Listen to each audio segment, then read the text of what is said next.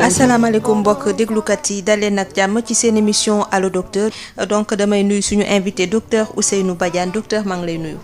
maa ngi lay fay Rosalie. docteur nga nekk chef division immunisation nekk tamit coordonnateur programme élargi de vaccination ca direction de la prévention bu ministère de la santé dama lay bàyyi nga nuyoonteeg auditeurs yi présenter sa bopp ñu xam yow yaay kan ak ci lan nga yëngu. waaw jërëjëf Rosalie donc maa ngi commencer par di leen gërëm ci invitation bi nga xam ne invité ngeen ma ko fii pour ñu ñëw waxtaan ci mbirum ñàkk yi. Comme ni nga ko waxee man maa ngi tudd docteur Ousseynou Badiane donc man maay chef de la division de l'immunisation direction de la prévention ministère de la santé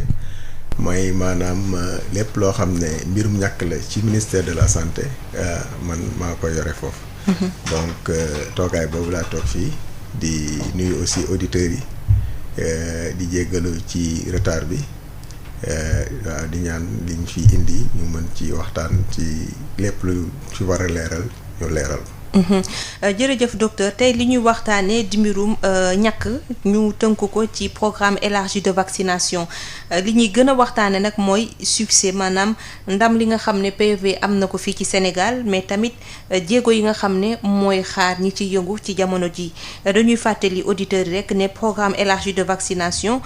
OMS mu ngi ko lancé ci atu 1974 te lam ci doon jublu moo di fexe ba képp kuy tuut tànk rek fépp foo nekk ci àddina nga mën a jot ci ñàkk bi war ndax mën na la aar ci yenn feebar yi nga xam ne xëy na buñ ci jógul mën na leen faat donc li ñuy dooree docteur Badiane mooy fii ci Sénégal programme élargi de vaccination nan la fi dooree ci ban at ak naka lañ ko fi dooree daal. waaw jërëjëf comme ni nga ko waxee programme élargi de vaccination boo ko doon tekki ci Wolof da nga naan mooy programme bi nga xam ne dafa war a yaatal ñàkk yi ba ñëpp jot ci. programme boobu ni nga ko waxee 1974 la ko OMS ak UNICEF lancé mais boo gisee ñu lancé ko aussi dafa am lu ko waraloon parce que vaccination yi boo xoolee commencé woon nañ ko bu yàgg depuis 18e siècle ñu dem muy développé wu scientifique yi di développé ay vaccin ñuy gën a trouver ay vaccin pour maladie yu bari mais li ci ëppoon solo mooy maladie bu ñuy wax variole bu ñu koy wax njàmbal defe naa ci olof donc boobu dafa doon créer ay épidémies yu doy waar di rey faat nit ñu bari bi ñu demee ba am vaccin bi nga xam ne mooy contre variole boobu si lañ lancé woon initiative d'éradication de la variole donc bi ñu gisee ne ak ñàkk yi loolu mooy biñ songee xeex boobu ak ñàkk yi dañ koo gagné maanaam mu nekk première maladie bi nga xam ne nii ci àddina bi mus nañ koo fee jëlee te léegi liñ ko tax ñu jëlee ko fi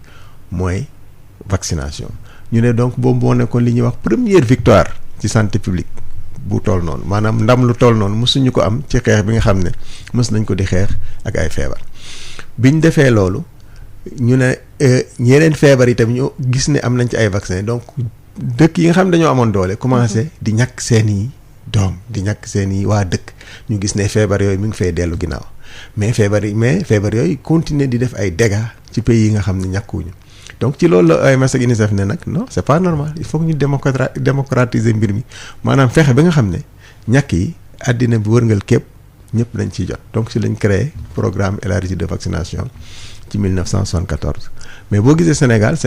programme bi mi ngi fi dugg 1979 bi fi programme bi di dugg 1979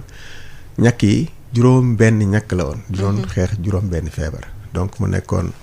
tuberculose diphtérie tétanos coqueluche poliomyélite rougeole ak fièvre jaune donc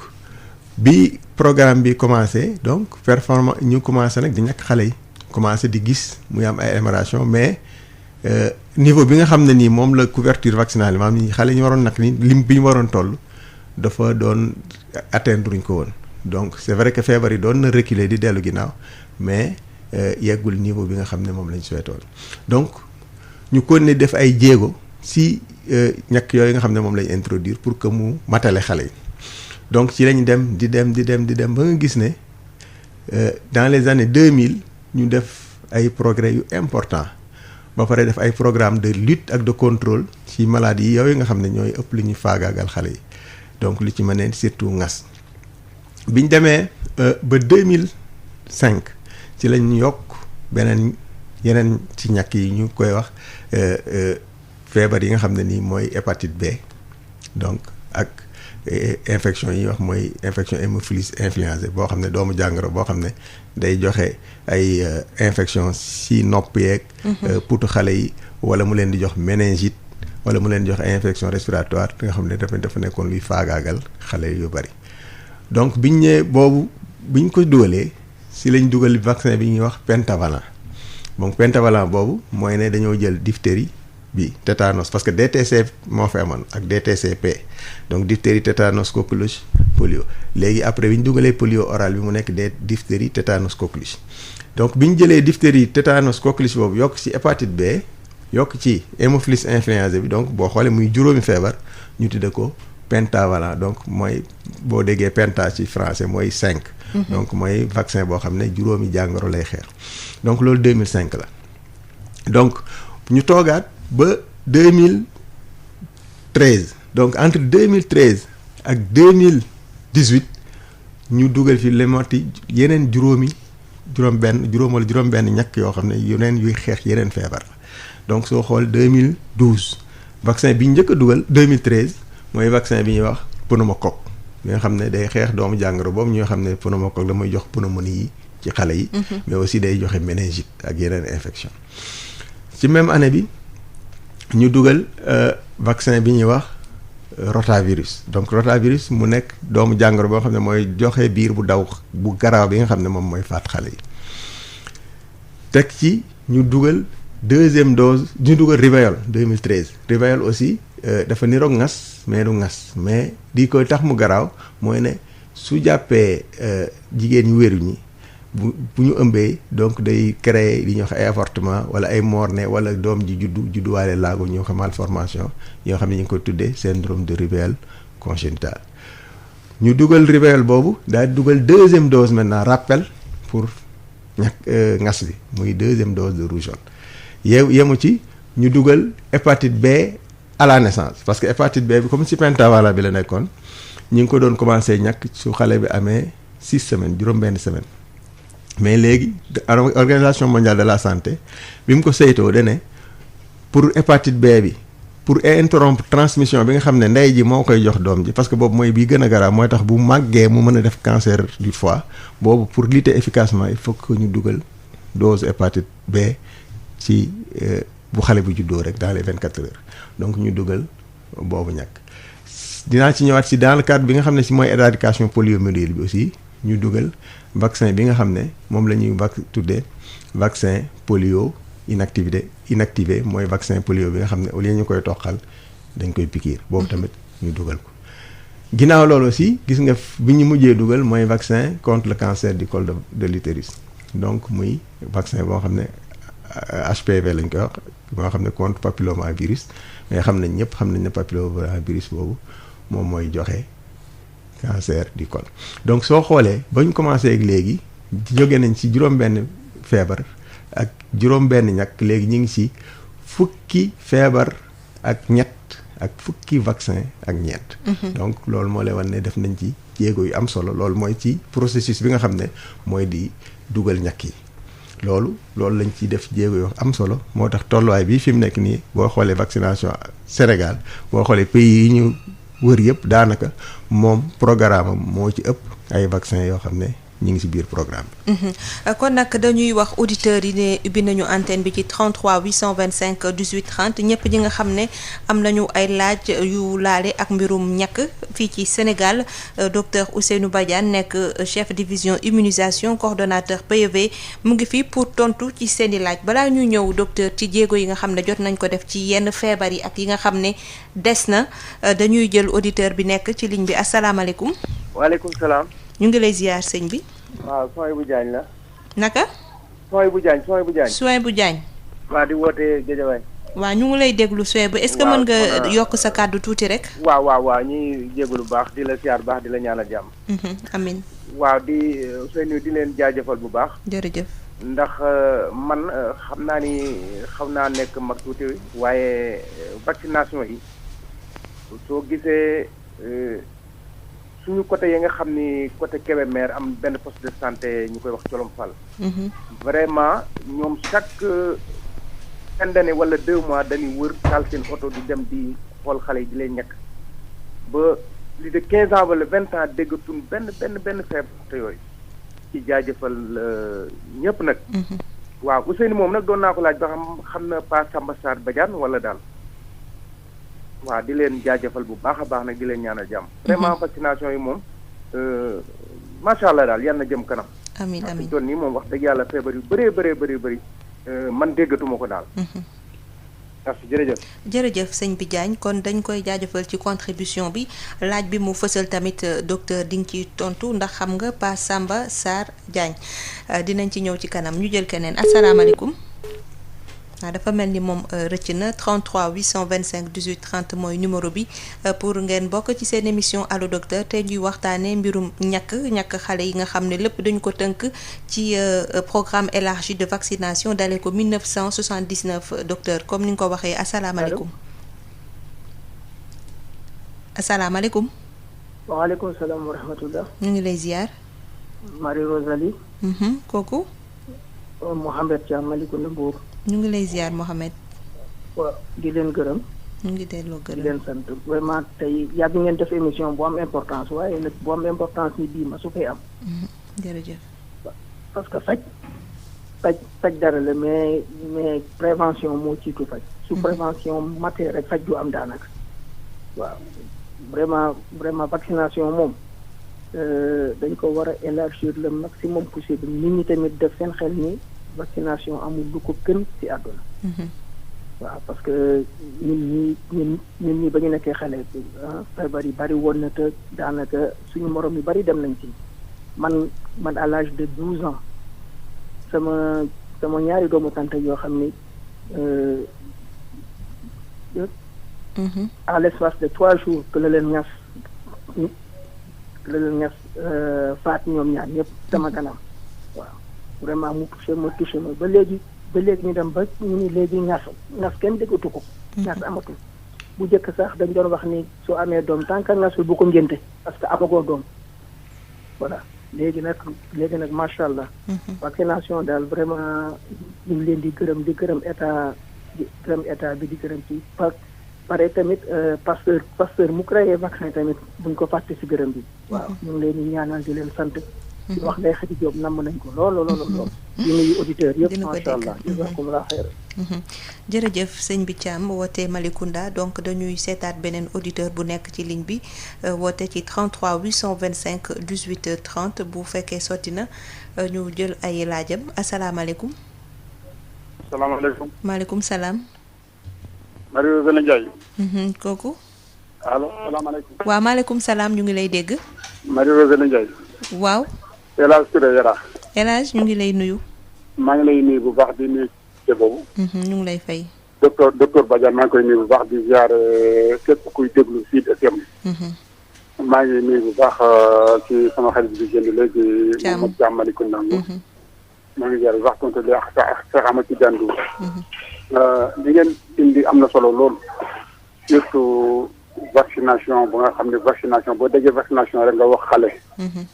lu am solo la parce que vaccination yi njëkk yi ak bu léegi yi bokkul te boobaa man dama doon toog rek comme ça ñu jox sama loxo ñu naan ay tey vaccination ñëw na école bi ñu leen ngeen vacciné. boobaa comme genre piste la yooyu noonu ñu dóor la ko nga dem. bon léegi dama bëggoon laaj docteur maladie couverture universelle comme ça moom fu mu toll parce que dañuy newoon ne dafa am âge yoo xam ni boo fa nekkee ci xale mën nga dem sans fay doo fay dara léegi damay laaj comme ça loolu lu ma toll ndax loolu mu ngi existe ba léegi am déet loolu moom bëgg naa xam bon ak xale yi nga xam ne moom vaccination yi ma compté fii yëpp xale naka lay def ba def ko léegi fu mu nekk nii ndax dafa am benn dose bu nga xam ni dañ koy def benn yoon rek moo yóbbaale lépp. wala étape par étape la. boo vacciné bi encore da ngay toogaat encore mois wala 4 semaines encore nga demaat encore nga vacciné waat beneen bi asalaamaaleykum wa rahmatulahi taala. jërëjëf ci laaj yi am na solo El Hadj Touré docteur dégg nga ko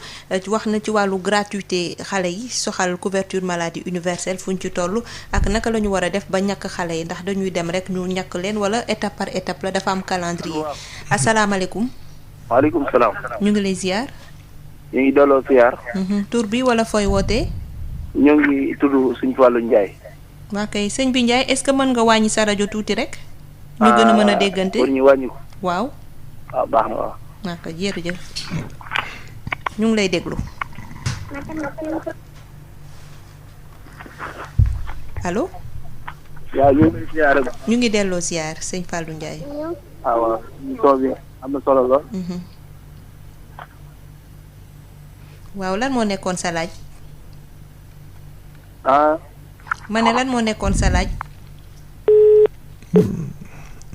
fa mel ni rëcc na xëy na mu jéem a dugaat Serigne Fallou Ndiaye ñu xoolaat beneen auditeur asalaamaaleykum. asalaamaaleykum. asalaamaaleykum. maaleykum salaam. ñu ngi lay ziar. soxna si na nga def. ñu ngi fi rek. waatawatu. non non ñu ngi si jàmm. man Seydou Faye laa. Seydou Faye ñu ngi lay déglu. bon dama doon laaj ndax cancer du foie day wér am du wér. waaw. d'accord jërëjëf ci laaj bi suñu invité dina la am ay tontu yoo xam ne dina la ko ci fësal donc dañuy xoolaat beneen auditeur asalaamaaleykum. aleykum salaam. soxna si na ngeen def. ñu ngi sant. alhamdulilah Aliou Diouf Paris. Aliou Diouf ñu ngi lay déglu. waaw man benn question rek laa bëggoon a laaj daal. waaw parce que des fois day am ay rumeurs yi am ci réseaux sociaux yi. wala ci kii yeeg yooyu ñu naan am na waa Occident am na ay vaccins yi ñu bëgg a indi Afrique ak yooyu dal. waaw. bon ma bëgg a xam est-ce que foofu am nañ capacité bon xool li nekk substance yi nekk ci vaccin yooyu. ba xam ndax am na lu bon wala déet. maanaam ndax am nañu dañu koy contrôler daal balaa ñu koy indi. waaw waaw est-ce que ñoom am nañ aussi déjà capacité seen laboratoire yi xool ndax déjà am na lu bon wala déet. ak aussi est-ce que ñoom am nañ droit saytu ko ñu nekk ci laboratoire yi te état sant leen ko aussi quoi. waaw loolu laa bëggoon a xam. jërëjëf Aliou Diouf laaj bi am na solo docteur Badiane ndax ba tey yu ni mel dañ koy waxtaanee nit ñi dañu koy surtout jamono Covid bi ñu bëri tamit fësal nañu xeet gi du ñàkk nga ñëwaat ci gën a indi ay leeral asalaamaaleykum. maaleykum salaam soxna si na nga def. maa ngi lay ziar soxna si. ça va bien. mu ngi sant. bon dama bëggoon nga laajal ñu docteur que ni fan yii yëpp dañuy seetlu ni que varicelle. dafa dellu si. te pourtant je crois que bokk na ci programme bi. donc lu tax ñu koy gis ci xale yi nu mu bëree noonu. ak lan mooy saafara bi aussi ñoom lan lañ si nar a def parce que feebar la bu metti ci xale yi te bu ko kenn amee rek ñeneen ñëpp dañuy jël. buñ ko mësul am. voilà ñu bëggoon a xam moom lan la ñuy apporter ci loolu. jërëjëf merci beaucoup. jërëjëf ci laaj bi docteur Badiane dina ci indi ay tontu ndax lépp lu laale ak vaccination mooy sa domaine ah docteur. donc di nga ci indi ay leeral ñu jëlaat benn auditeur wala ñaar su ko defee bàyyi suñu invité tontu ci laaj yi asalaamaaleykum. asalaamaaleykum. dafa mel ni sottiwul ñu may ko mu jéem a dugaat ci 33 825 18 30 asalaamaaleykum.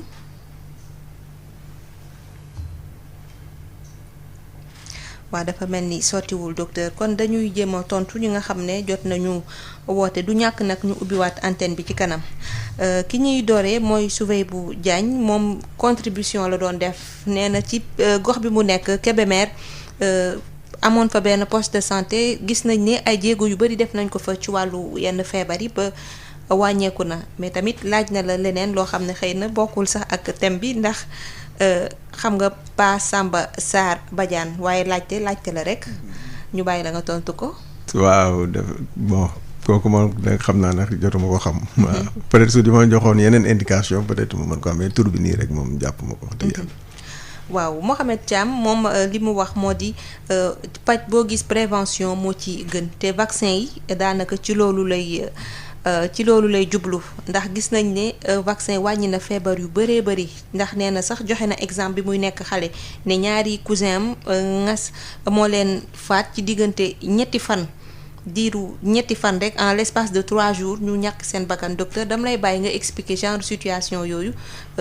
lan moo ko doon indi ca jamono jooju est-ce que dafa fekkoon ne vaccin bëriwul woon wala ngas na mu doon def ca jamono jooju lay def ci jamono ji ba tey.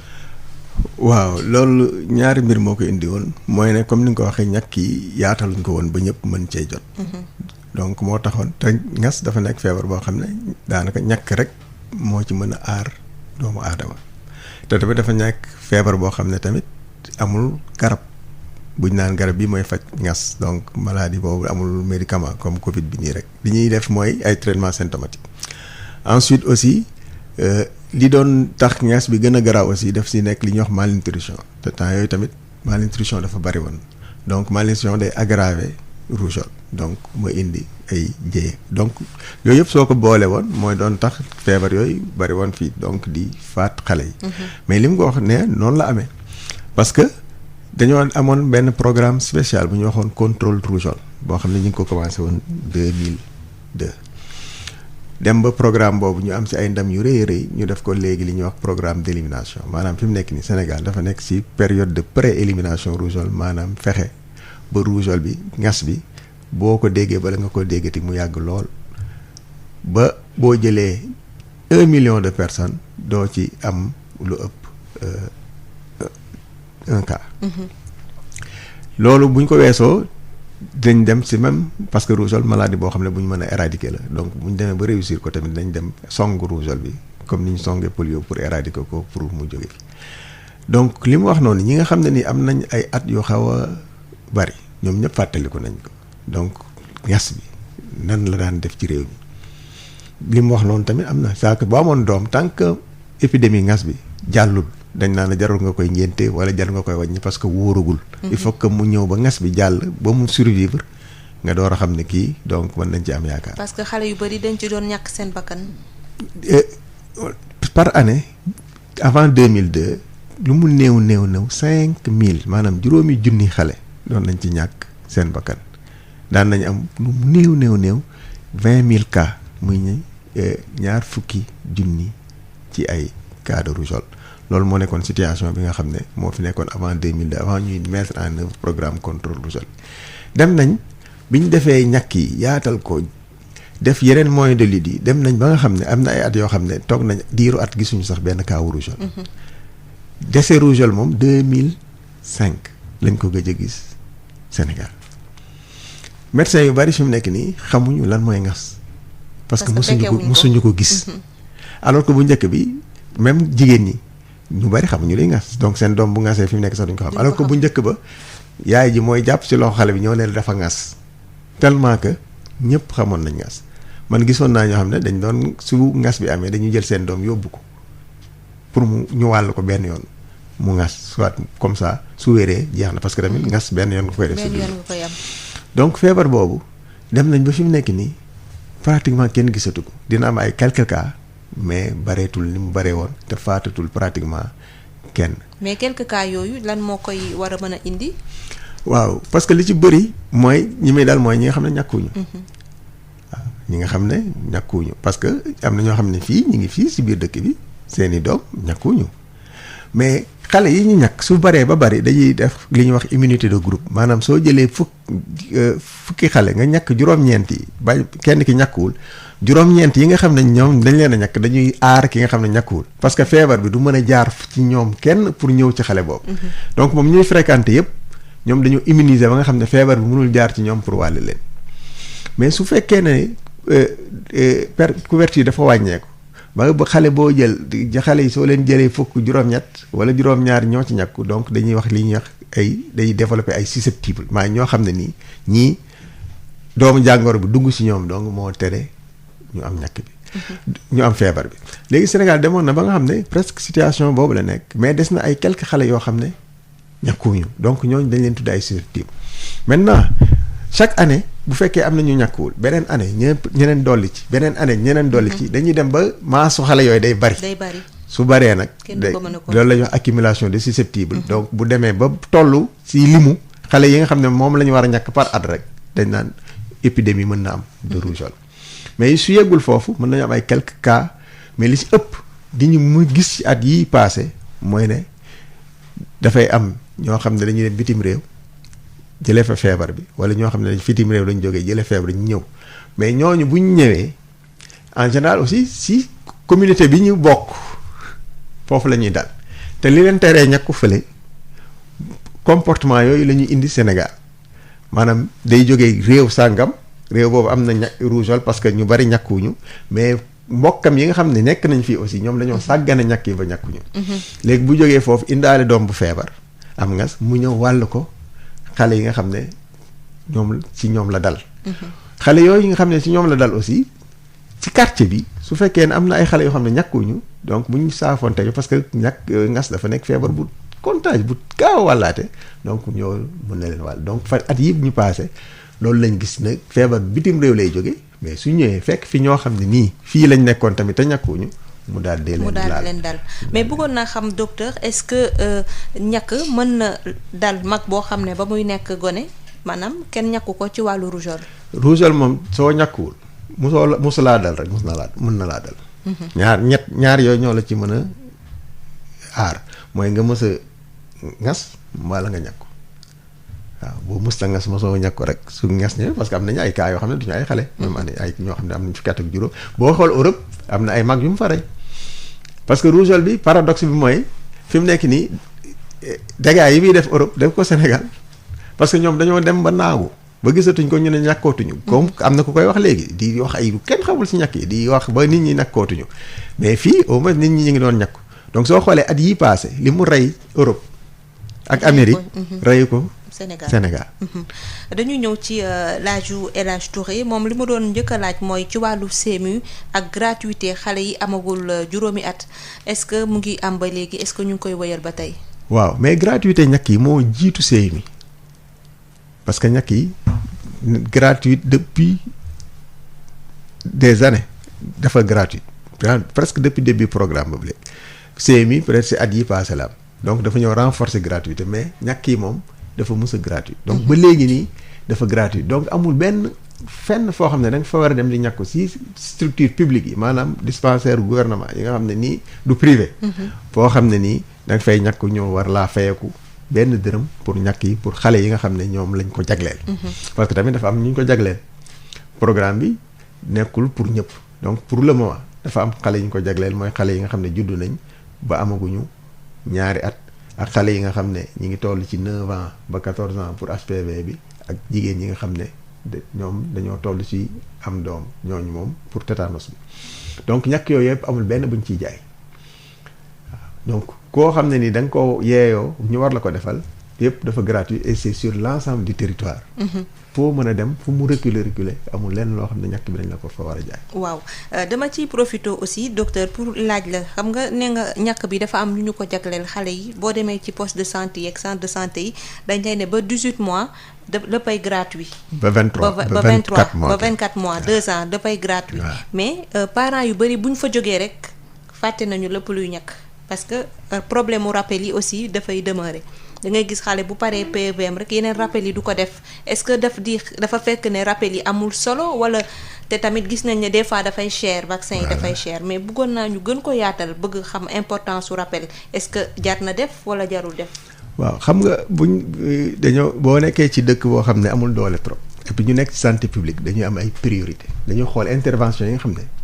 non seulement moo gën a efficace. mais aussi moom moo gën a yomb maanaam du coûter cher. donc li tax ñàkk yi jóg en réalité mooy wàññi faat gi nga xam ne moom la xale yi di faatu ci feebar yi nga xam ne ñàkk yi mën na leen aar ak feebar yi nga xam ne mi ngi leen di daal ci ñàkk yi xam loolu moo di objectif bi programme bi mais biñ ko xoolee dañoo gis ne bu dee respecté na ñàkk yi nga xam ne moom la ñuy ñàkk xale yi ci 2 ans yooyu doole objectif boobu dañ koy atteindre maintenant nag buñ demee ba ressources yi yokk ba objectif yooyu ñu atteindre ko si la ñuy xool nan la ñuy viser waat yeneen i objectif donc rappel même si programme bi dañ ko wax si défi yi mooy fexe ba rappel yi aussi yenn rappel yi parce que du ya rappel yëpp parce que am na ay maladies yoo xam ne du problème Sénégal. Donc yi nga xam ne problème la fii te mu war a am ay rappel yooyu dañ fexe ba dugal ko ci programme mais pour le moment rappel yooyu dugal ko bon rappel yi képp koo xam ne am nga moyen maintenant pour def rappel yi mën nga dem def ko mais soo ko amul tamit su fekkee ne sa doom yi mataloon na ñàkk yi nga xam ne nii ñàkk na ko ci biir programme bi loolu mën na koo aar ba nga xam ne feebar yi daal xale yi ba keroog ñu am juróomi at feebar yooyu yàlla musal ko ci. El Hadj Touré di laajte tamit ñàkk yi naka lañ koy defee ndax dañu yóbbu xale yi ca benn bés rek ñu ñàkkandoo ko wala dafa am nu mu tëddee daal. waaw ñàkk yi li muy posé mooy problème mu calendrier vaccinal ñàkk yi dañoo am calendrier donc dafa am ñàkk yi dañ ko def ba telle sorte nga xam ne fu xale bi toll rek xam nañ yan ñàkk la war a jël te yooyu c'est clair c'est défini boo demee ci poste de santé yëpp pratiquement affiché nañ ko fa yaayi xale yi tamit pratiquement xam nañ xamuñu sax peut-être ñàkk yëpp mais xam nañ rendez-vous bi xam nañ ne xale bi bu juddoo dañ ko war a ñàkk bu demee ba am weer ak genn wàll dañ ko war a ñàkk bu amee ñaari weer ak genn wàll dañ ko war a ñàkk bu amee ñetti weer ak genn wàll dañ ko war a ñàkk su amee juróom-ñeenti weer dañ ko war a ñàkk su amee fukki weer ak juróom dañ ko war a ñàkk donc yooyu mooy contact yi donc 5 contacts yooyu après la naissance boo si boole muy 6 maintenant contact bu nekk dafa am ay ñàkk yoo xam ne moom lañ ko fa war a ñàkk xale bi bu juddoo li ñu ko war a njëkk a defal avant tout chose mooy ñàkk ko comme étape hépatite B donc mooy hépatite B à la naissance te ñàkk boobu pour mu efficace il faut que ñu def ko ci 24 heures yi maanaam xale bi bu juddoo heure bi mu judd bala moo dellusi ñu ñàkk ko. xanaa hôpital lañ koy defee. fépp lañ koy defee. parce que hôpital bu juddoo hôpital war nañ ko ñàkk ci hôpital ba suñ ko ñàkkul ci hôpital ba poste de santé bu gën a jege bu fa demee ñàkk ko mais on a fait de telle sorte que pratiquement hôpitaux yi nga xam ne nit ñi dañ fay juddu yëpp vaccin bi dañ ko fay def. maternité yi donc parce que léegi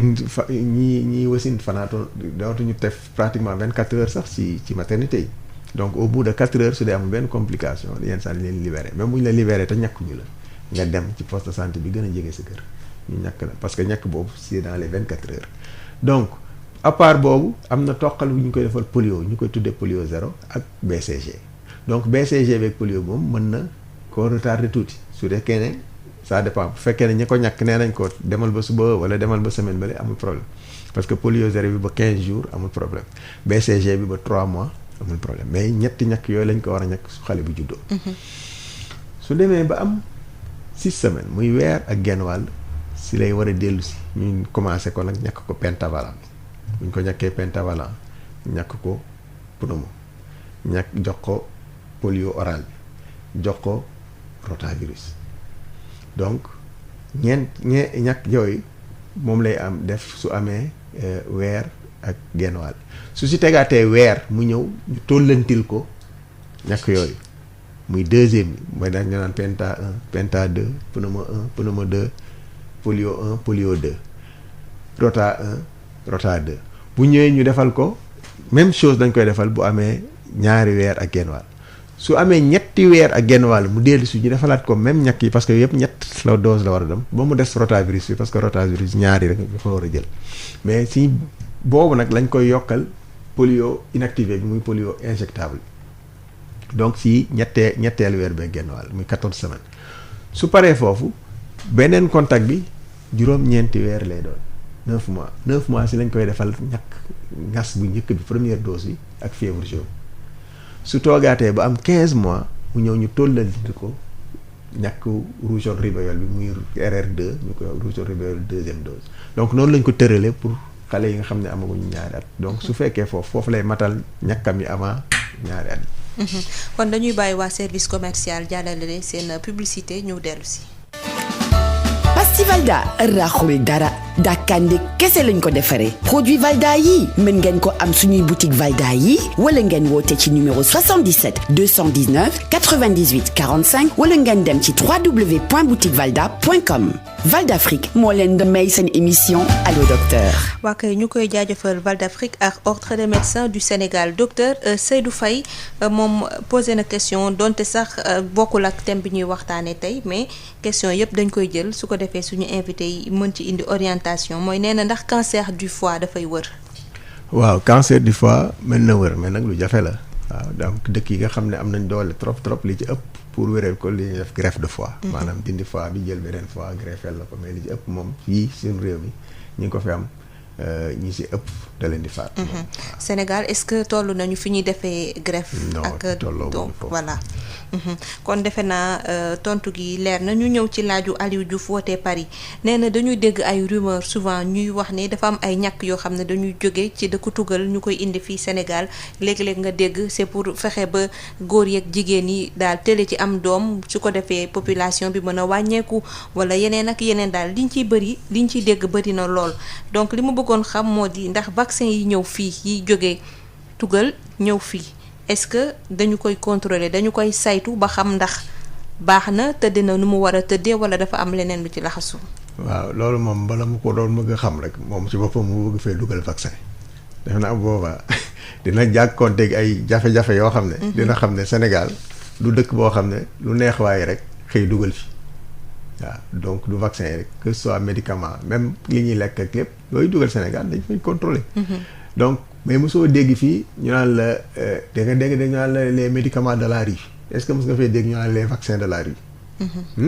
mosoo ko dégg donc processus bu gën a rigoureux bi ñuy def médicaments yi moom la ñuy def ci vaccin yi donc amul benn vaccin boo xam ne day dugg Sénégal te saytuwuñ ko boo xam ne vaccin bu mucc ayib la ñu doon ko fi dugal. et puis Sénégal dafa am lu ñuy wax autorité de régulation donc muy direction de la pharmacie et des médicaments. amul benn vaccin boo xam ne dañ ko utiliser fii te du am visa wu direction de la pharmacie et des médicaments Sénégal aussi bokk ci pays yi nga xam ne du ñu utiliser benn vaccin boo xam ne amul li ñuy wax homologation organisation mondiale de la santé c'est-à-dire que amul benn vaccin boo xam ne mi ngi ci programme te amul ci organisation mondiale de la santé ñoom seen bopp saytuwuñ ko ba certifié ne vaccin bu efficace la mais aussi bu mucc ayib la boo xam ne mun tolloore donc loolu moom defe naa ñëpp na si seen xel daal te bañ fi commencé ñàkk yi yàgg na donc 79 ba léegi mais je pense pas que mës nañ fi wax ne dañ fay indi ay faux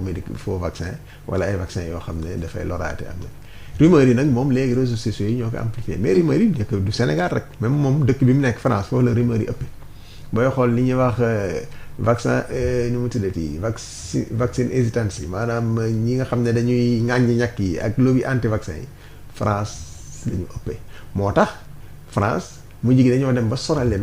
ba ñoom ñu voté loi rendre obligatoire vaccination yi parce que li ma la doon wax demoon nañ ba 2012 ak ba léegi ba at yi tale feebaru ngas bi dellu si fa bay faat ay xale di faat ay mag ci loo xam ne ñoom dépassé woon nañ ko loolu li ko indi yëpp mooy sàggane ñàkk yi ak wax yi nga xam ne nit ñi ngi koy wax ci ñàkk yi te dara amu ci ba tax ñoom ñu sàggane ko ba feebar yooyu di dellu si nar leen sonal bi ñu gisee loolu nag ñoom ñu jël seen matuwaay voté loi fi mu nekk nii France nga bëgg ko nga bañ ko am na ay ñàkk yoo xam ne c'est obligatoire say doom lañ koy ñàkk. waaw beneen laajam defe naa tontu nga ci aussi mooy ndax am nañu droit docteurs yi fajkat yi bokk wala ñi nga xam ne ñooy yëngu ci wàllu vaccin am nañu droit contrôler vaccin yi ñëw sans que nguur gi laaj leen ko. mais nguur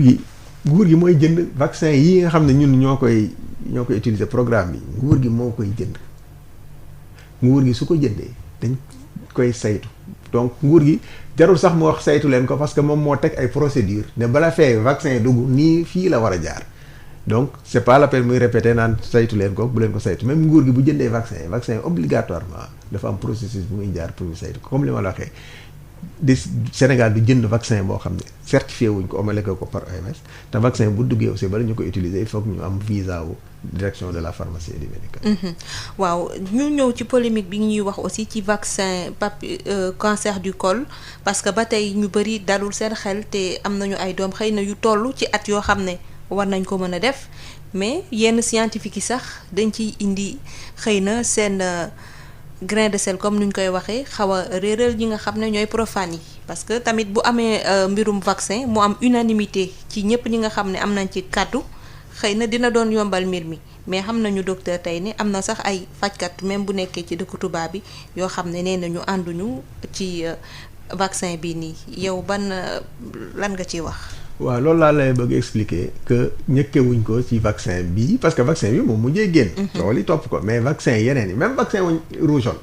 ñëpp fi mu nekk nii gis nañ njariñ bi rougeole am vaccin bi mais vaccin boobu demoon na bañ ne day joxe autisme ba publier ci ay documents ci pays yi ba nit ñi commencé bañ a ñàkkoog yooyu dem nañ ba ci biir xam ne yooyu yëpp ay waxu caaxaan la. vaccin contre hépatite B bi dem nañ fi ne day joxe sclérose en plaque dem nañ ba def ay études ba wane ne loolu amul. vaccin bi HPV bi même ñii wax kenn mënu la ci indi benn preuve buy wane ne li ñuy wax nii dëgg la donc soo gisee même ñi nekk ci internet bi di wax duñ la jox benn référence bu valable mais toog sa ak léegi réseaux sociaux yi ak internet bu la neexee fu la neex nga toog bind lu la neex publier. vaccin yi yeneen vaccin yooyu ma lay wax ñi ko doon attaqué tamit am na si ñoo xam ne ay fajkat lañ ay médecin lañ mais ñoom seen xalaatu bopp rek lañ joxe mais dégguñu ko ci benn preuve scientifique boo xam ne bu valable la alors que ñi naan baax na ñoom documentation bi yëpp dañ la koy jox boroom xam-xam yi Sénégal boobu parce que coow yi bi mu fi baree 2018 boroom xam-xamu Sénégal yi daje nañ. mu nekk gynécologue cancérologue pédiatre ñii def immunologie ñii def virologie ñii def bactérie maladie infectieuse mais ñoom ñëpp seen kàddu benn la donc biñ ko seetoo ñoom nee nañ vaccin bi amul benn problème te li ñu conseillé nit ñi mooy ñu ñàkk seen doom yi parce que nag booy xool vaccination bi si programme bi 2018 lañ ko fi dugal mais vaccin bi kañ la fi nekkoon depuis 2008 ci privé bi ñi nga xam ne amoon nañ doole seen loxo jot seen ginnaaw dañoo doon dem di ko jënd di ñàkk seen doom. léegi nag bi ñu gisee loolu ñu ne c'est pas normal que ñi am xaalis di ñàkku ñi amul xaalis bañ a ñàkku donc si la état bi décidé dugal ko Sénégal si programme bi rendre ko gratuit pour que ñëpp nekk au même pied d'égalité bi ñu ko defee nag ñu ne comme léegi dafa gratuit baaxul mais gratuit dafa gratuit si ki ñu koy ñàkk. mais état moo koy jël amul lu gratuit ça veut dire que bu ñu nee dafa gratuit si yow la gratuit mais am na si sa ginnaaw ku fay pour loolu mën a am donc état mooy fay ak ay partenaires am pour que ñàkk boobu nekk fii pour que ñu koy ñàkkale 2014 lañ ko commencé woon si zone pilote yi district fii ouest muy Wakaam Ngor Yoff ak Mexe ñàkkoon nañ fa plus de 50,000 fii 50 mooy juróom fukki junni xale du ku nekk ñaari dose muy ñaata muy téeméeri junni dose gisuñu si benn effet secondaire loolu moo tax ñu am fitu ne donc lii vaccin bi nii liñ ci wax dëgg la wóor na nañ ko dugal ci kii bi ci programme bi bañ ko dugalee 2018 ak léegi chaque année ñu ñàkk plus de 200,000 fii mais ba léegi nii tey yoonu yàlla ñuy dox amul fenn ku la mën a wax ne ni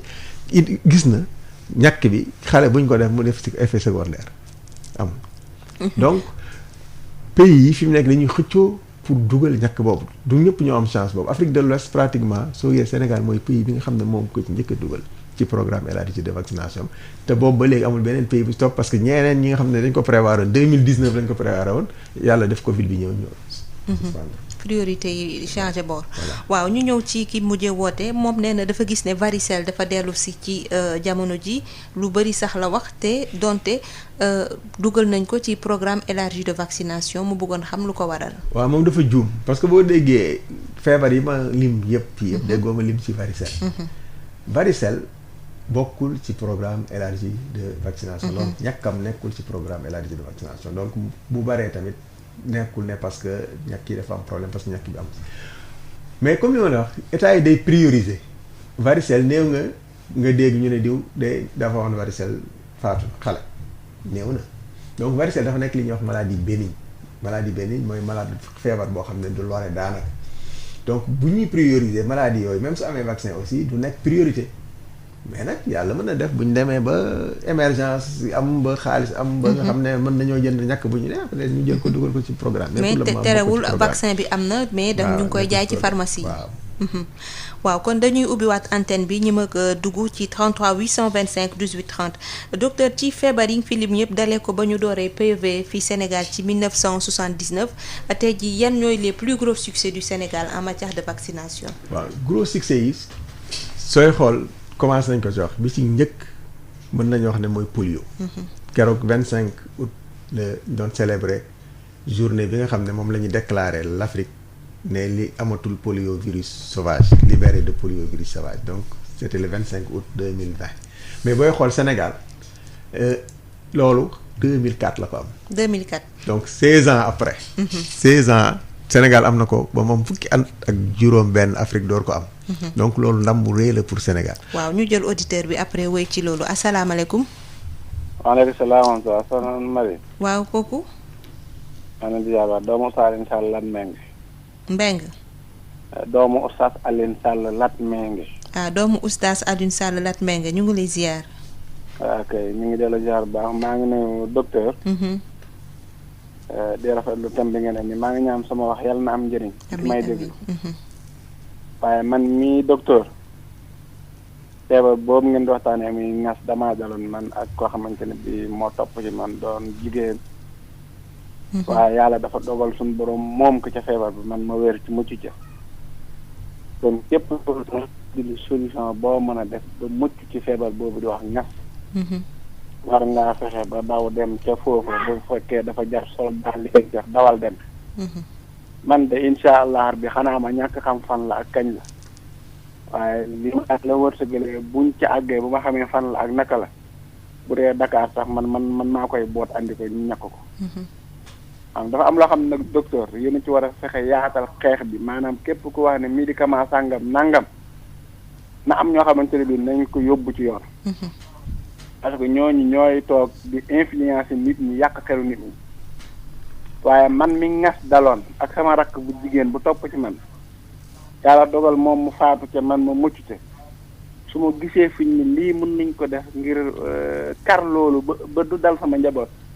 man dinaa ut ay dàll yooyu ma sol ko te dem ñàkk yóbbu sama njaboot pour ñu dem mucc ci loolu.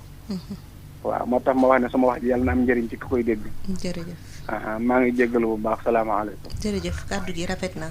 mu nekkoon doomu Oustaz Alioune Sall Lat Mbengue ci contribution bi docteur je pense que. am na solo donc day contredire rek peut-être désinformation yi nga xam ne dañ koy faral di dégg souvent ci mbirum vaccin yi asalaamaaleykum. asalaamaaleykum wa rahmatulah. maaleykum salaam. waaw soxna si na nga def. ñu ngi lay ziar. waaw man Maam Goumba Amar laa tudd dëkk Njaareem. ñu ngi lay déglu.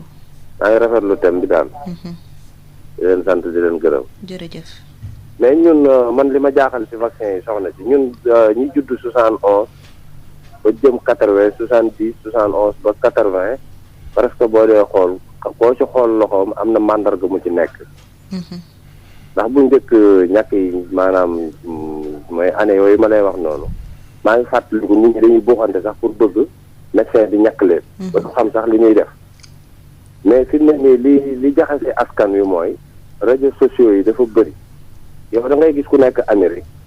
di génne appareil naan maa ngi nii Amérique bu leen ñàkku. nangam ak nangam ñu ngi dinaa nit ñi fi mu ne dañoo tiit askan wi fi ne xam ci lu nekk foofu nag état dafa war a jël ay matuwaayam. ci sama xalaat bu gàtt. yaa ngi dégg. waaw su ko defee ñi nga xam ne dañuy wax naka su dul noonu di tiital askan wi ku ci nekk ak foo mën di nekk ñu ne la jeex indi la fii ci réew mi teg la ci yoon ba bu ëllëgee keneen ku xam ne teg na la ci yoon du ko def. ndax yaakaar naa état xanaa du jël lu bon sëñ bi di ko indi ci réew mi. di rek doomu aadama yi te état askan wi moo ko fi teg pour mu dimbali leen. man daal loolu laa xamoon ci lu may wax daal loolu laa di laaj docteur daal ñoom lan mooy seen xalaat ci réseaux sociaux yi. ñi nga xam ne nii dañuy yor seen appareil nekk ci benn bërëb ci jàppale nit ñi ba nit ñi tiit man mii wax ak yow samay doom ñàkkuwuñ. waaw su fekkee ma liggéey sax seen bàjjan wala ña fa nekk dañuy tiit ndax li ñuy dégg la quoi te gisuñu def état def ci benn réaction jéemu ci dara waxu ci dara mais ñooñu di leen war a teg ci yoon askan wi mën na dund quoi. ndax ñàkk bu ngas bu njëkk dafa am. xam nga ak feebar yu bëri yi dafa am docteur yi ay jàmbaar lañ xam nga yooyu déggatoo ko fi. ay njàmbutaan ak ay yoo xam ne ni da daan lor nit ñi yooyu déggatoo ko fi mu ne nii ay ngasa yi fàtte nañ ko. yaa ngi dégg. même mooy problème mu Covid bi am na ñoo xam ne dañuy feebar ragal a dem sax hôpital ba dee ndax jàppale bu ñu demee ñu ne leen da ngeen am corona ndax di naan état bi ab lim la bëgg nangam ak i nangam mais ñooñu la ñu war a seet seen i mbir nag ñoom ñooy lor askan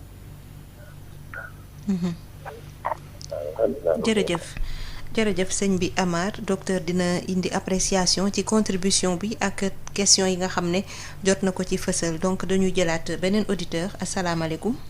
maaleykum salaam. ñu ngi lay ziar sëñ bi. waaw kay ñu ngi leen di jaajëfal. noo tudd wala fooy wootee. Ibrahima Bakir Moussa. Ibrahima ñu ngi lay déglu. waaw kay ginnaaw ba ma rafetloo waxtaan bi.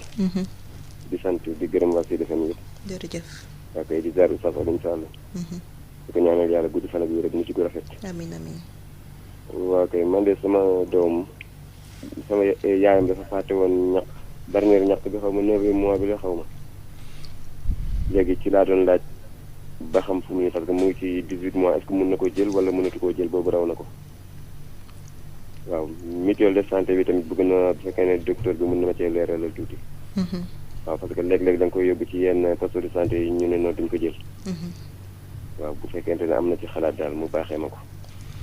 d'accord jërëjëf yal na yàlla guddal seen. amiin jërëjëf donc ñu jëlaat yeneen ñaari auditeurs su ko defee docteur mën leen a tontu ñu wéy ci waxtaan bi 33 825 18 30 asalaamaaleykum. waaleykum salaam. Marie-Roselyne. man maa ñëwaat Mohamed Thiam pour dëggal waxu docteur. ci vaccination yi. boo xoolee dëkk bu mel ne Australie ñoom ba ñu commencé vaccination canceru col de l'utérus góor ak jigéen lañ ko doon defal. Organisation mondiale de la santé temps yi maa ngi ko suivre ci benn rajo étrangère ah. nee na dëkk boobu daanaka boobu amatu fa waaw pour dëggal la. léegi nag nit ñoo xam ne ñoom dañuy gëm bañ am na fu nekk Covid 19 baa ngi nii ba léegi am na ñoo xam ne boo waxee ñun la amul ah te dëkk yëpp arrêté seen économie arrêté seen lépp ñu gëm ñu masul am. loolu moom fépp la am ci tubaab ak ñu lëkk ñëpp dafa am ñoo xam ne ñoom kenn mënu wax ak ñoom docteur vétérinaire daal ñoo mën a wax ak ñoom xëy na waaye kenn mënu wax ak ñoom. jërëjëf sëñ bi Thiam ci éclairage yi ak témoignage yu muy def contribution yi dafay am solo ñu jëlaat keneen asalaamaaleykum.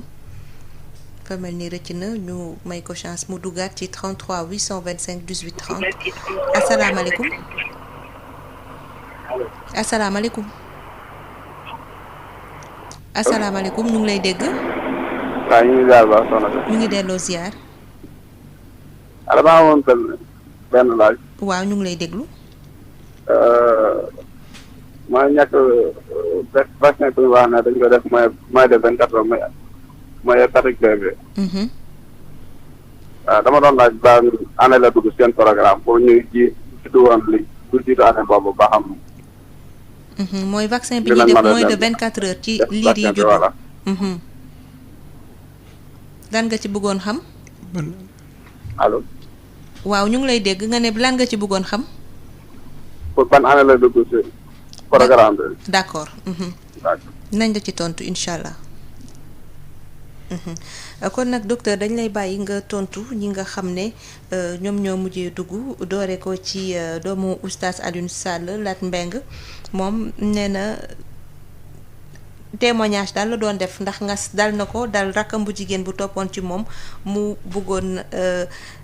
en tout cas ñaax kilifa yi ñu jóg ci désinformation yi ñuy def ci yenn vaccin yi parce que nee na tey jii vaccin jaral na ko lu nekk en tout cas bu ci amee ay doom defe naa dafay rejoindre question wu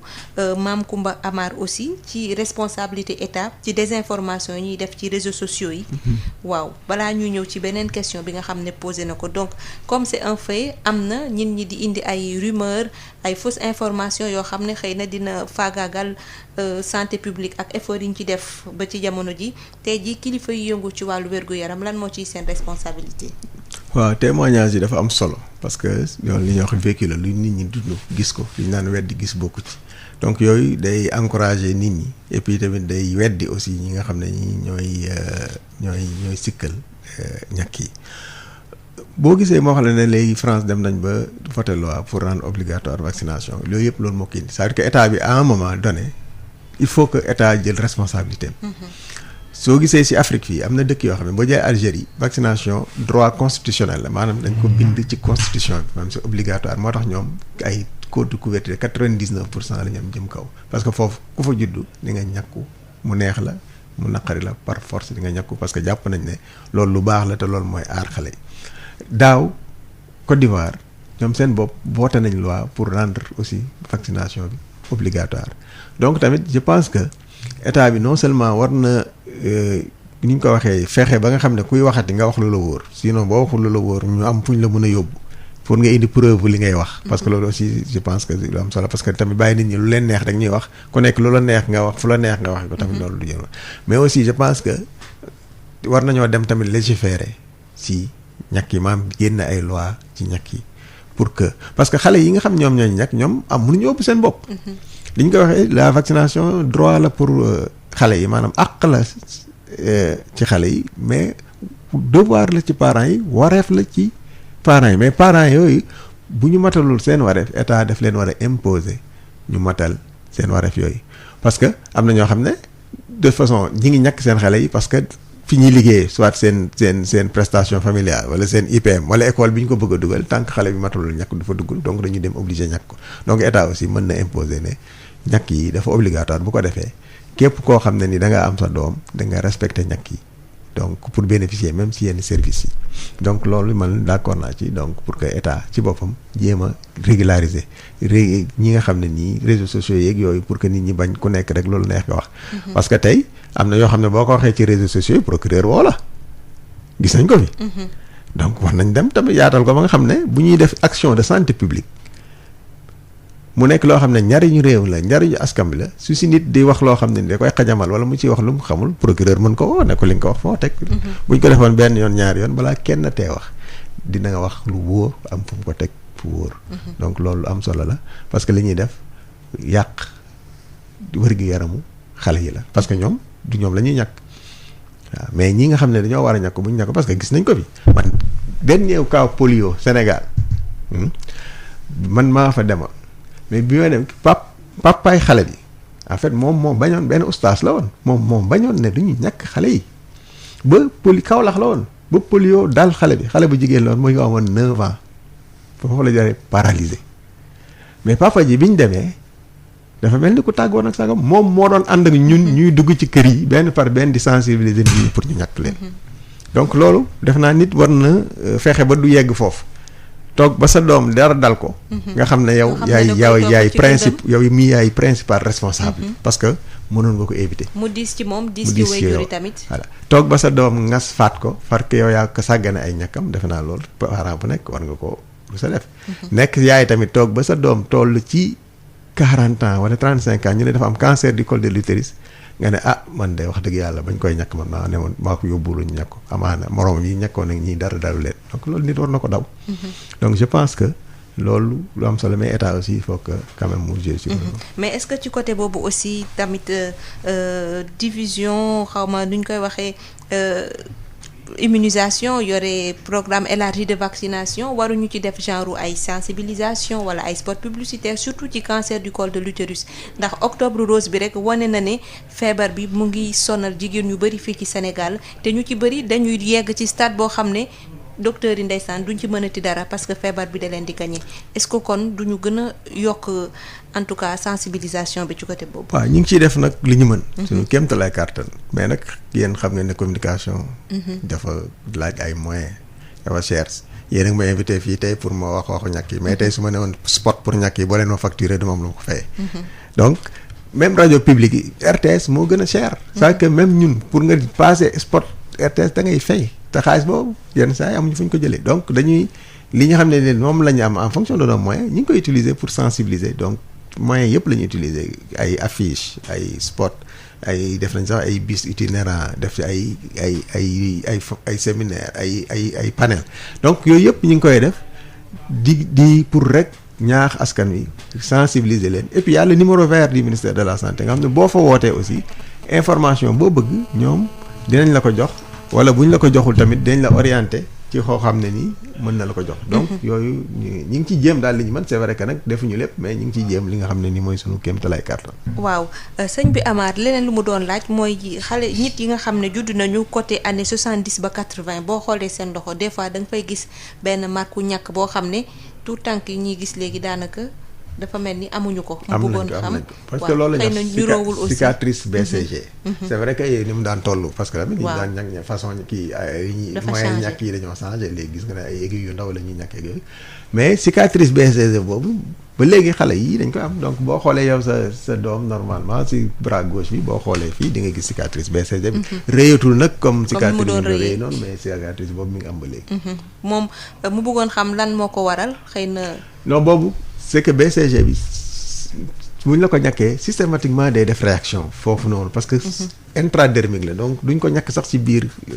suux bi donc dañuy yëkkati der bi tuuti rek ñàkk ko et puis ñàkk bi c'est très immunogène maanaam day entraîner benn phénomène inflammatoire bu important yenn saa yi sax dina dem ba def li ñuy wax ne BCG genre benn taab. léegi nag ñàkk boobu su wéree inflammation su demee mooy bàyyi cicatrice boobu loolu li muy wane ne mooy li ñu daan wax naan ñàkk bi jar na. donc loolu cicatrice boobu day wane ne xale bi biñ ko ñàkkee BCG bi ñàkk bi jar na. kon daal moom mën na jàpp ne cicatrice am boobu day wane ne ñàkkam baax na. waaw voilà donc ñu ñëw ci Ibrahima moom nee na doomam dafa fàtte woon rendez-vous vaccination defe naa 9e mois léegi mu bëggoon xam naka lay def. waaw moom tardé parce que mi ngi ne 18 mois la am donc moom fi mu di war a def mooy yóbbu ko ci ni mu gën a gaaw bu demee dañ koy ñàkk yi nga xam ne moom la waroon ñàkk 9e mois muy première dose de rougeole bi ak fièvre jaune bu ñu ko ñàkkee joxaat ko rendez-vous 1 mois bu ñëwee ñu defal ko 2e dose de rougeole bi mu matal ay ñàkkam balaa ñaari atam yi mag. maanaam képp ku ci raté sa rendez-vous boo demee sa poste de santé wala centre de santé ñoom dinañu xam nu ñuy def ba nga rattrapé du même bu fekkee ne xale bi sax dafa tukki woon. parce que tamit boo tukkee da ngay dem foo yóbbu carnet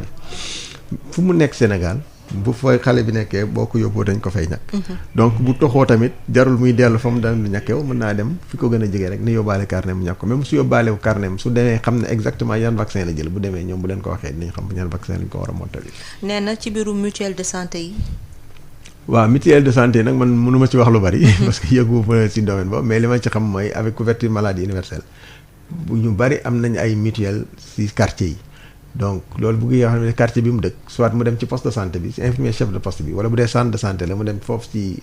major bi wala médecin chef de district ñoom dinañ ko mën a gindi pour wax ko yan mutuelle ñoom ñoo nekk foofu ak nan la mën a def pour adhérer si ak yan mutuelle ñoom la ñu agréé.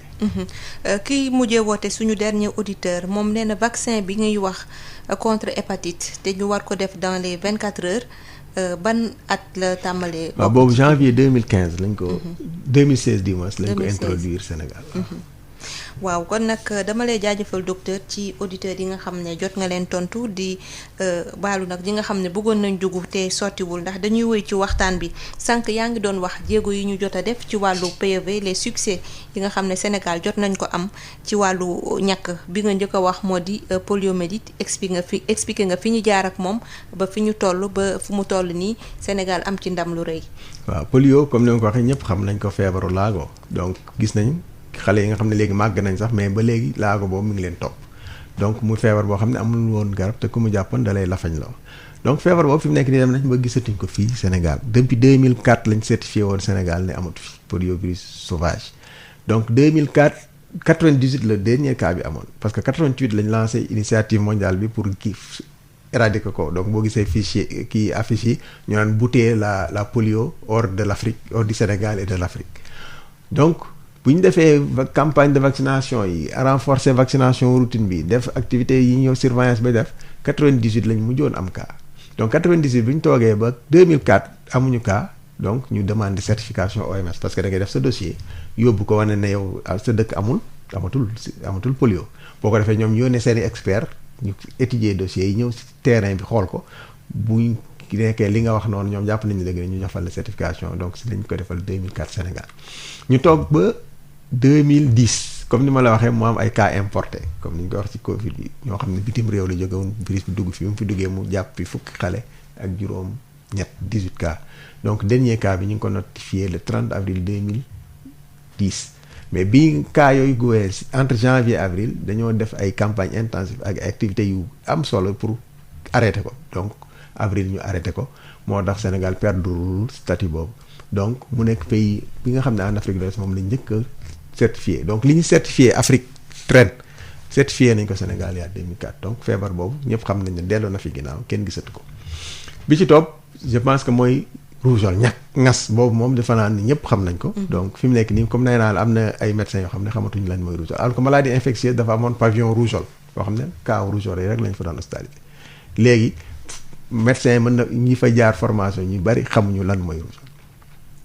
donc fi mu nekk nii ñi ngi li ma la wax pré élimination ñi ngi ne waaj a éliminer rougeole ci Sénégal donc loolu tamit mu nekk jéego bu am solo te dara warul ko lu ñàkk yi fièvre jaune dafa daan am ay épidémie chaque année pratiquement fii di faagaagal nit ñi déggatoo fi épidémie de fièvre jaune épidémie de méningite déggatoo ko fi xureet am na ku ko wax déggatoo ko ñu bari xamuñu ko njàmbataan mooy de xureet def naa yow diphtérie déggatoo tétanos surtout tétanos bi ñuy wax tétanos néonatal maladie infectieuse yi amoon na service boo xam ne tétanos rek lañ fa doon hospitalisé tétanos pratiquement aussi ñu bari gisatu mais surtout tétanos bi ñuy wax tétanos néonatal bi nga xam ne mooy jàpp liir yi te loolu ci ëppoon solo mooy ñëpp xamoon nañ ne 7e jour bi suuru ngénte bi la daan daaneel xale yi ñii naan dafa am ku yorwee parce que bu ko daanee xale bi day jàddi di crise après mu décédé ñu naan dafa am ku yorwee xaw ma la nag am na ay légende sax yoo xam ne créé nañ ko ci mais feebar yooyu kenn gisatu ko Sénégal 2011 lañ ko certifié na que éliminé na tétanos néonatal éliminé mooy dem nga ba 1000 naissances vivantes maanaam junni xale yu judd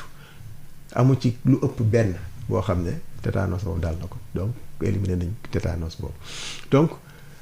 nga xool yenn feebar yi pneumonie yi méningite yi donc yëpp boo ñu defaan am benn site de surveillance bi ñuy wax sentinelle bu nekk Albert waaye gis nañ ne feebar yooyu yëpp dellu na ginnaaw mais li ci ëpp solo mooy résultat bi mooy mortalité infantile juvénile bi dafa wàññeeku bu baax Sénégal te li ko wàññi li ci gën a am solo tamit ñàkk yi ci la bokk. donc loolu mu nekk ay résultats yoo xam ne kenn du ko laamee ñoom ñëpp ci teg seen bët donc ba fi mu nekk nii macha allah xale yi ñi si bëri ñi doon faatu ñi ngi mucc maintenant di mën a dund parce que tamit réew ay jeunes xale ko yor donc su dee xale yi dund ñu war a wéruñu réew mi du mën a jëm kanam. donc loolu mu nekk ay jéego yoo xam ne yu am solo la ci lutte contre la maladie yoo nga xam ne nii résultats yooyu ñàkk yi nañ ko. waaw balaa ñuy ñëw ci li nga xam ne moom mooy défi actuel yi défi maanaam li nga xam ne war nañ ko dab ci jéego ci wàllu ñàkk docteur bëggoon naa xam est-ce que pandémie Covid-19 bi dafa impacté ci couverture vaccinale Sénégal. waaw ci commencement bi impacté woon na ko parce que tamit commencement bi du vaccination mais programme de santé bi yëpp la impacté woon. parce que bi Covid bi ñëwee ñëpp dañoo jaaxle woon kenn defatul woon dara lu dul Covid. ba pare am ay mesures ñu institué woon toog leen seen kër limité leen déplacement yi limité leen regroupement yi donc ñu bari buñ nee la toogal sa kër mënuñu leen demal sa kër tamit te dama dem hôpital donc ñu bari tamit dañu doon daw sax hôpital ak centre de santé yi donc loolu taxoon na ak rumeur yi dama ko négligé parce que lu nekk wax nañ ko fii ci ñàkk yi ci Covid bi taxoon na nit ñi xaw a wàññi dara dànk seen loxo donc couverture xawoon na baissé mais alhamdulilah à partir du mois de juin gis nañ ne ñi ngi yéegaat donc xale yi nga xam ne ñàkkuwuñu ñëpp presque genn wàll gi ñi ngi leen di rattraper. tey jii lan mooy défi programme élargi de vaccination Sénégal. waaw programme élargi nag de vaccination nag dafa nekk programme bu doy waar parce que li ñuy wax vaccination de routine lañ koy tuddee maanaam loo xam ne da nga koy def tout le temps parce que mooy programme boo xam ne chaque année rek mu am li ñuy wax cohorte yu bees mu am ay xale yu bees yu ñu war a ñàkk parce que chaque année rek am yeneen xale yu judd yu bees yoo xam ne mosuñoo ñàkku donc ce qui fait que c'est difficile nga am si sax ay acquis maanaam couverture boobu ngay wax noonu par année la maanaam tey soo nekk décembre ñu ngi 99% de couverture janvier 0% ngay commencé waat c'est qu'il faut nga def lu ëpp li nga defoon daaw pour mën a am résultat yi nga amoon daaw. donc mu nekk loo xam ne lu jafe la te loolu dafa laaj ay moyens li ci njëkk mooy ñàkk yi il faut que bala ñoo wax waxu ñàkk il faut que ñàkk yi disponible mais ñàkk yooyu xaalis lay jar te ñàkk yi am ñàkk yoo xam ne dafa seer li may wax nii ñi nga xam ne dañuy dem di jënd ñàkk ci pharmacie bi. pour ñàkk seen doom xam nañ ñàkk yooyu lañ lay jar te pourtant dafa gratuit ci programme bi am na ciy jar 70 000 boo jëlee HPV bi 90 000 lay jar alors que boo demee ñàkk la gratuitement mais ñàkk yooyu comme li wax état moo koy jënd mais état amagul doole sax pour jënd ñàkk yooyu yëpp donc dafa am partenaire am yu koy jàppale ñi bu ne ko boo joxee dara ñu tegal la ci jëndal la ay vaccin donc défi bi njëkk mooy ne situation boobu Sénégal tool bañ koy jàppale pour mu jënd ñàkk yi du situation boo xam ne da ciy nekk abadan maanaam loolu ñu ngi koy dimbalee les pays yi nga xam ne dañ ne des pays à revenu faible et à revenu intermédiaire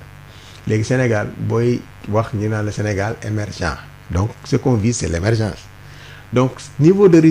richesse Sénégal su évoluer partenaire dañuy retiré wu donc fi mu nekk nii Sénégal jóge na ci pays à revenu faible yi mi ngi ci pays à revenu intermédiaire maanaam ma jox la ci misaal ñu ne la su ñàkk bi di jar 100 francs léegi yow Sénégal da ngay comme revenu faible nga 20 francs ngay joxe donc 80 francs yi partenaires yi ñoo ko joxe surtout gan ñu ne la léegi jóge nga pays revenu faible yaa ngi pays revenu intermédiaire léegi au lieu de 20 francs 35 francs ngay joxe mais da ngay dugg sax après si li ñuy wax transition pendant 2 ou 3 ans yoo xam ne ren 35 la déwén 55 déwén 65 ba beneen année bi ñu dugal la ci nga xam ne mooy transition accélérée nga inverser tendance bi nga xam ne yow ñee 80 jaay joxe 80 ñee di joxe 20 pendant 1 ou 2 ans après ñu naan nag yéegi bàyyi nañ la ak sa bopp. yow yaa war a jënd say ñàkk parce que jàpp nañ ne sa économie toll na foo xam ne yaa war a jënd say ñàkk donc Sénégal ci chemin boobu la nekk fi mu nekk nii mi ngi ci pays revenu intermédiaire mais actuellement on a des difficultés ci quote-part boobu nga xam ne sax Sénégal da ko war a joxe fi mu nekk dañ ci am ay jafe-jafe pour matal ko donc loolu mu nekk loo xam ne défi la parce que normalement war nañoo mën a normalement joxe suñu quote-part mais war a préparer wu même pour que bu partenaire bi retiré woo ñu mën a continuer di jënd ñàkk yi pour que xale yi mën a di continuer di ñàkk donc loolu boobu défi bu am solo beneen défi bi mooy programme élargi de vaccination la ñu wax mooy yaatal ñàkk ma ñëpp njot si mais gis nañ ne ñëpp di jotuñu ci donc li ñuy wax vaccination du dernier enfant maanaam mottali ko ba nga xam ne xale yi mujj dinañ leen ñàkk loolu tamit lu jafe la parce que boo jëlee fukki xale effort yi ngay def pour ñàkk juróom-ñeent yi boo moytu di nga def sax lu ko ëpp pour ñàkk benn xale bi des. des fois lu koy waral docteur. parce que day fekk ne ñooñu nga xam ne ñoo ñàkkuwul li ñuy wax les populations difficiles d'accès mooy ñoo xam ne ñi pour jot ci ñoom yombul mais jot boobu ñàkk jot ci ñoom boobu li koy barrières yi nga xam ne mooy tax doo jot ci ñoom nekkul ne rek dañoo dëkk fu sori mais dafay nekk souvent ñoo xam ne nii amuñu accès ci service yi ak ñoo xam ne nii seen i waajur yi seen doole tollu noonu ba talluñu leen sax di jël di leen yóbbu ñu ñàkk. ñenn ñi nekk ci ay quartiers yoo xam ne yenn saa yi kenn du xam ne sax foofu ay nit ñi ngi fa ñenn ñi am na si ñoo xam ne comme nii dañuy bañ a ñàkku comme dañu gëm rumeur yi ak yeneen yoo xam ne xam ba duñ sàggane ñàkku xale ak yeneen ak yeneen ak ñoo xam ne ñàkk jàng bi nga xam ne seen waajur yi jàng ko tamit tax na loolu tax na farataaluñ ñàkk donc yooyu yëpp soo ko boolee day nekk ay obstacles yoo xam ne yu difficile à surmonter te ñu ak alors que objectif bu programme bi mooy fexe ba obstacles yooyu yëpp ñu lever ko ba nga xam ne xale bu war a ñàkku rek dañ la ñàkk su fekkee fi nga nekk dafa sori dañ fexe ba ñëw fekk la fa ñàkk la su fekkee ne problème financier la dañ fexe ba éliminer bi nga xam ne mooy tax muy am ay coûts pour ñu ñàkk la su fekkee problème croyance ñu sensibiliser la ba nga mën a ñàkk donc ainsi de suite problème bu nekk ñu fexe ba nga xam ne Sénégal xale bu fi juddoo rek dina matal ay ñàkkam donc loolu lu am importance beneen défi bi mooy éradication polio donc c'est vrai que addina bi def na ci ay jéego yu am solo mais ba léegi polio éradiqué ko te tant que éradiqué guñ ko pays yëpp ci war a jàpp pour ñu éradiquer ko c'est pas parce que amul Sénégal rek que dañoo war a bàyyi suñu loxo mais dañoo gën a war a gën a góorgóorlu li ñu doon def ñu yokk ko ba nga xam ne nii polio génn na Afrique mais dina génn ci àddina bi yëpp donc wax naa ni tamit élimination rougeole donc rougeole bu ñu jógee ci polio dañu ko war a song moom it mu abale donc yooyu ay défis la yeneen défis aussi mooy ñàkk tamit du ñàkk yi rek moo ci nekk mais ñàkk dafa laaj li ñuy wax ay yeneen instrument ñuy wax chaîne de froid frigo yi ak ay moyens logistiques auto ak ay moto yoo xam ne si la ñuy yóbbu di ñàkk donc yooyu tamit dafa nekk loo xam ne nii non seulement dafa cher mais entretien bi dafa difficile donc loolu yëpp tamit ay défi la pour que ñu non seulement ñu fexe ba mu am fépp mais aussi ñu fexe ko entretenir ba nga xam ne dina mën a durer lu yàgg ba nga xam ne nii ñàkk yi dinañ nekk dans des conditions yoo xam ne yu mucc ayib la mais ñi ñàkk aussi dinañ am ay moyens yoo xam ne dinañ jël di ko ñàkk yi beneen défi bi nag mooy li ñu doon wax sànq jaatal ñàkk yi ba nga xam ne dootul yem rek ci xale yi mais day nekk day jël ñi nga ñëpp maanaam toute la vie la ñuy wax la vaccination toute la vie nga xam ne képp koo xam ne ku nekk rek at bi nga toll rek ñàkk yi nga xam ne nii moom nga soxla rek mu nekk disponible ci programme bi moom nga xam ne programme bi maintenant day ëmb ñëpp. nga xam ne du bàyyi kenn ginnaaw. waaw donc yooyu. docteur est-ce que programme PV am na li ñuy wax li tubaab di wax les moyens de sa politique comme ni ko programme PALU di amee souvent di kii est-ce que ci même degré ngeen toll est-ce que priorité yi benn la est-ce que tey jii lépp li ngeen bëgg def ci seen wàllu activité am ngeen moyen ba ca war wala des na. waaw comme li ma la waxee liy def différence vaccination yeneen programme yi mooy yooyu day am ay ak loo toll rek boo ko defee jàll ci leneen mais fii li ngay def da nga koy répéter dama lay jox rek exemple ci ñàkk yi saa wax naa la problème bi ñu am fi mu nekk nii. pour que état bi débourser xaalis pour assurer li mu war a fay ci ñàkk yi mais loolu du benn année chaque année lay doon te chaque année day yokku nee naa la fi mu nekk nii ñi ngi ci am ay difficultés mais terewul. yeggaguñu foo xam ne ñu ngi rupture. ñu ngi continuer di ñàkk ñu ngi jóg ko daaru mais loolu dafa nekk loo xam ne situation boo xam ne bu précaire la donc pour le moment nii mën nañoo xam ne am nañ pour le moment les moyens de notre politique mais c'est pas parce que dañ ñoo jàppale. partenaires yi ñoo ci jàpp fi mu nekk nii soo jëlee vaccination 80% xaalis bi ñuy def ci vaccination jógul Sénégal te loolu nag mënul wéy. donc pour le moment amul problème mais nag nit ñi war nañoo xalaat état bi war naa xalaat nu muy def ba inverser tendance ba nga xam ne lépp di ñu soxla pour vacciner xale yi état moo koy joxe. waaw docteur Ousseynou Badiane suñu waxtu wi dab nañu donc dama lay bàyyi nga tàggatoog auditeurs yi tamit yëkkati ay kàddu yoo xam ne di nga leen soññ ñu xam solos ñàkk ci seeni doom ak tamit ci ñoom ndax xëy na bu ñu ñàkkul seeni doom dinañu dund ak feebar boo xam ne xëy na sax seen poste du ko attan donc dama lay bàyyi kàddu gi nga tàggatoog ñoom. waaw jërëjëf di jéggalu nag auditeurs yi xam naa ne waxtu wi dafa xat parce que tamit am na si je pense que ñoo bëggoon dugg ñoo xam ne dugguñu. même ñun sax li ñu waroon a waxtaane yëpp daanaka yeggale wuñ ko mataluñ ko waxtu yi moo ñu xoj peut-être que dinañ amaat beneen occasion pour mën a waxtaan ci loolu mais li am solo daal li koy résumé mooy olof dane fagaru moo gën faju boo gisee feebar boo xam ne gis nga loo xam ne ni boo ko defee mën na la cee musal ci say waaye njaboot je pense que loolu nit waru cee hésiter donc surtout li nga xam ne nii pour xale yi la comme wax naa ko fi vaccination droit la pour xale yi mais devoir la pour parents yi dañoo war a def lépp pour que xale yi jot ci seen àq yooyu pour que ñu ñàkk leen ñàkk yooyu mën leen a sàmm bu ci yàlla àndee ci feebar yi nga xam ne ñooy faagaagal xale yi di leen sonal ba ñu mën a màgg ci jàmm ak salaam mën a jariñ réew mi jariñ njab seen waajur jariñ askan wi. kon nag jërëjëf docteur may fàttali ne yaay chef division immunisation nekk coordonnateur programme élargi de vaccination ci direction de la prévention bu ministère de la santé mbokk yi dama leen di jox dig daje talaata bii di ñëw ci beneen thème ci Allo Docteur di jaajëfal Pape Lay Dieye mi féete woon ci machine gi ak Val d'Afrique. Pasti Valda raxul dara dàkkande kese lañ ko defaree produit Valda yi mën ngeen ko am suñuy boutique Valda yi wala ngeen woote ci numéro 77 219 98 45 wala ngeen dem ci www.boutiquevalda.com Val d'Afrique moo leen doon may seen émission Allo Docteur.